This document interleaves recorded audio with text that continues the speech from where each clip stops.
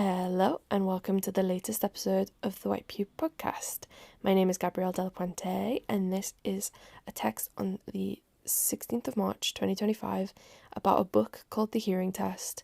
You don't need to know anything about the book, but it is also a text about the app Visible, which people use if they have energy limiting chronic illnesses.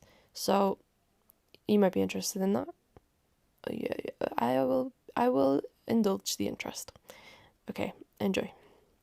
Oh, as a side note, I'm in a cat room. I'm in a bedroom with two cats. One of them is like a 4-year-old just trying to go to sleep, and the other one is a 10-month-old kitten who has a bell on her collar and she'll probably do something at some point. She'll probably like climb on me.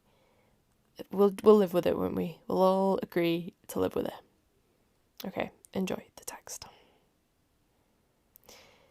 My boyfriend runs a bookshop out there in the high definition public where you lot exist, but he also has one in the back room of our house where I am his only customer.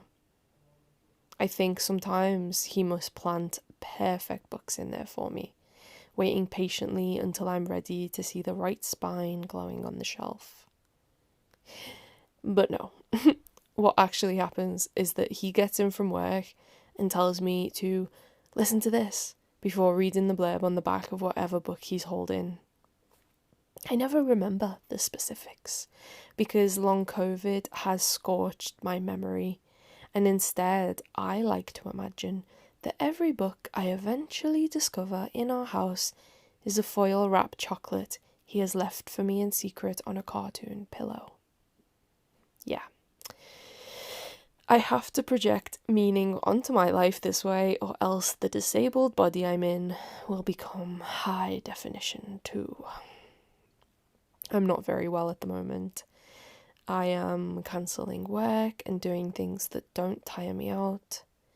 I am going to the bookshop in my house, for example. This week, I pulled out the lilac edge of The Hearing Test. The 2024 book by Eliza Barry Callahan is an auto-fictional account of the narrator's experience of sudden deafness. Changing all the time, at first she describes a drone in her ears like sheet metal being rocked. She confuses the internal mechanics of her body for the sounds of her apartment, and later loses the deeper voices of men. It is a neat, bereft story, like when she writes that, quote, silence is when someone says, actually, don't come, and you tell them you're already here, waiting downstairs. I read it over 2 slow afternoons, convinced I knew what she was talking about, even though I don't know deafness at all, but that's the bridge good writing builds.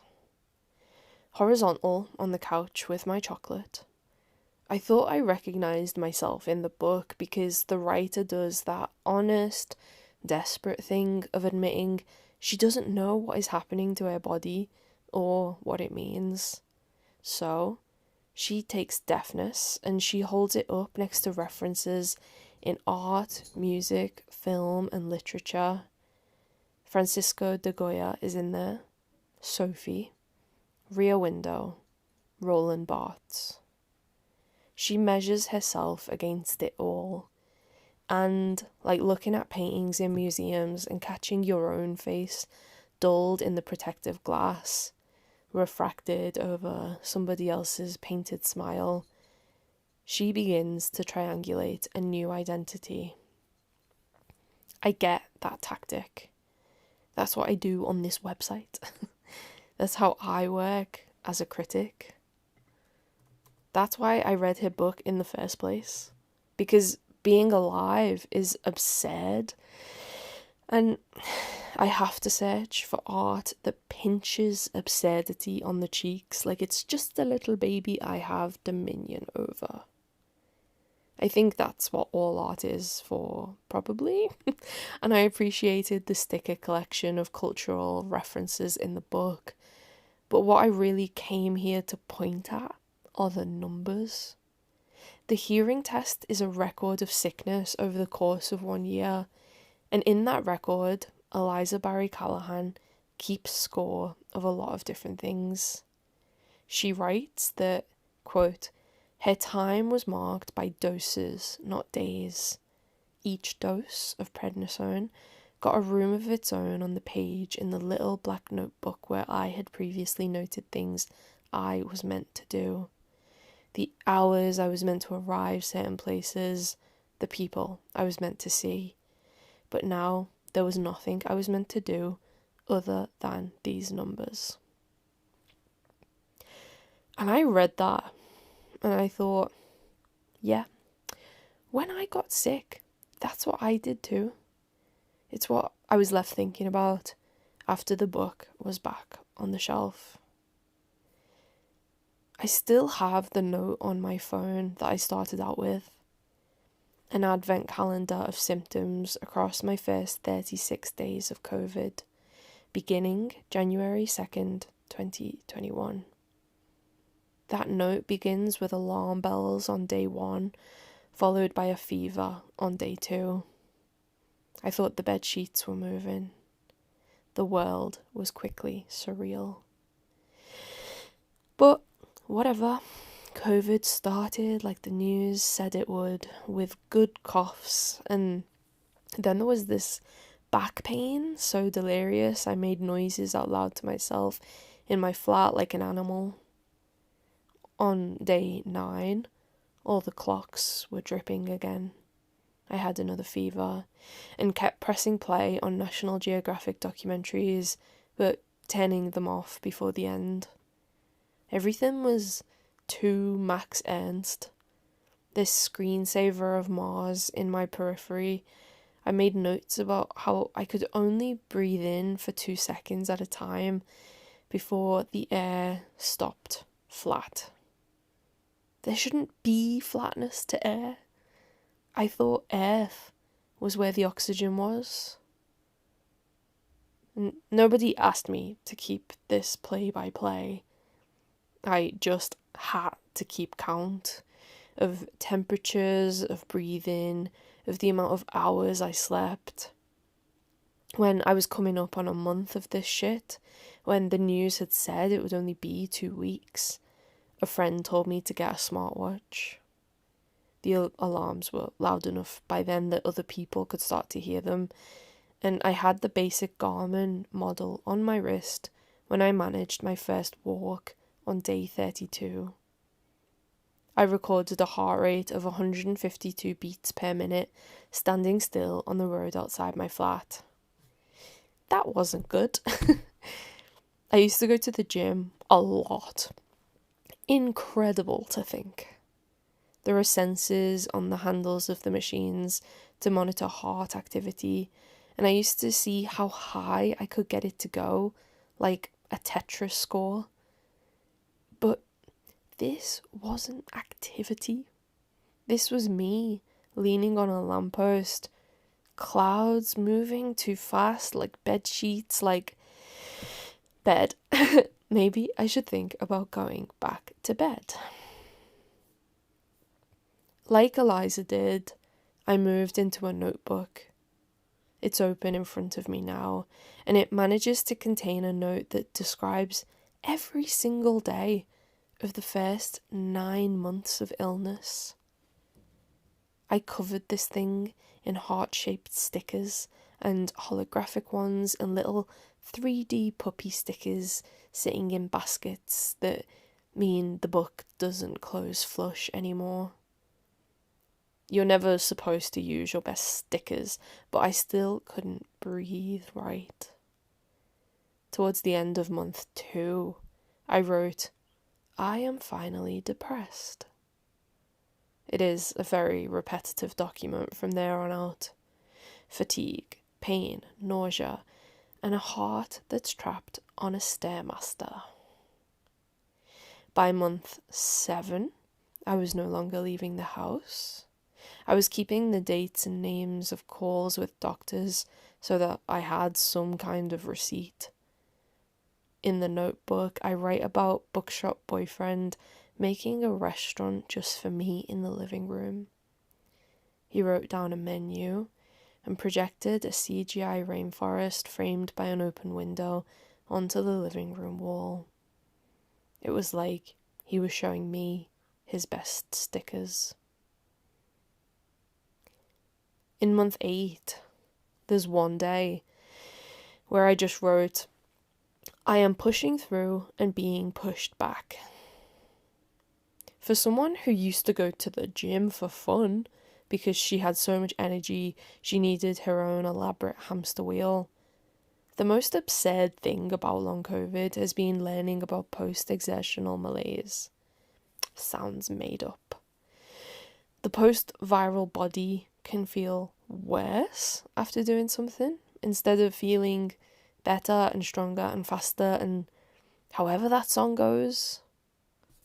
I just want to lose frame rates on my hamster wheel. Give me my wheel back.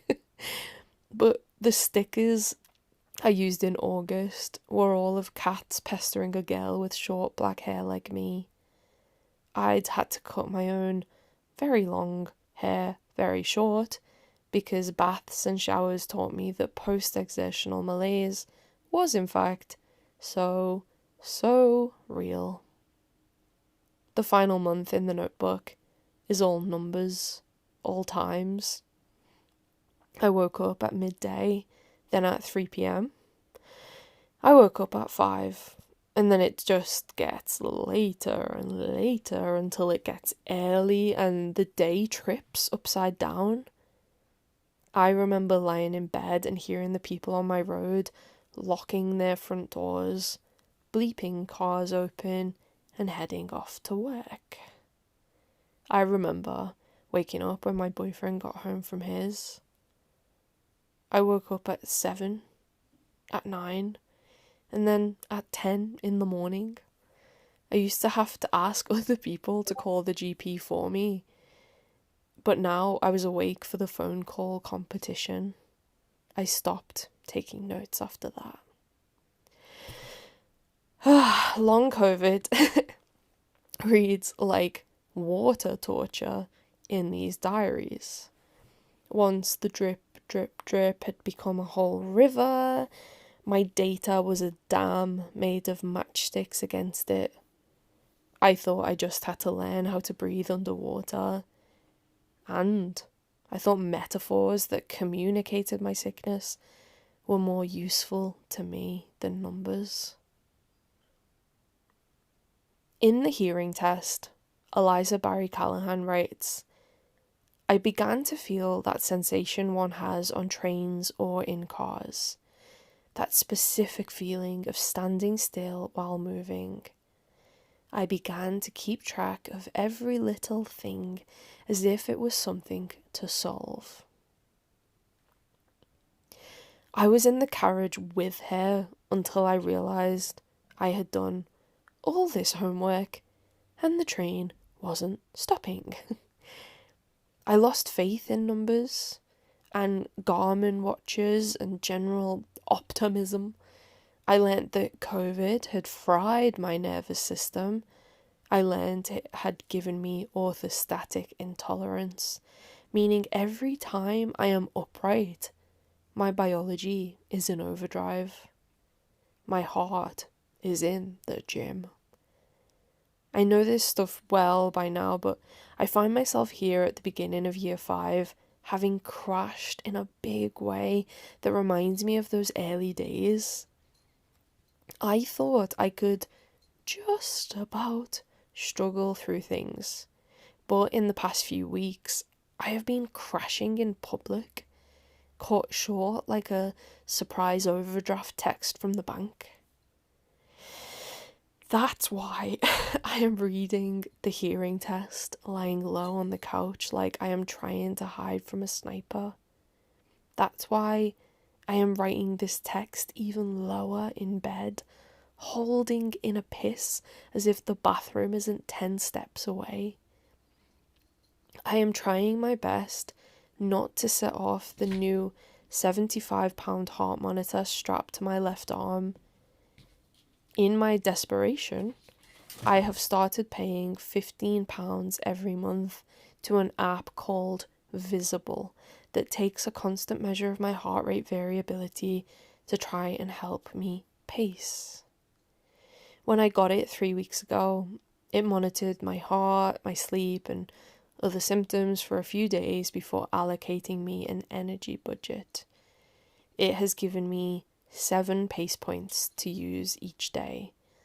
The idea being that if I go over the budget, my nervous system will continue to fry, to bend, to lengthen the COVID inside me.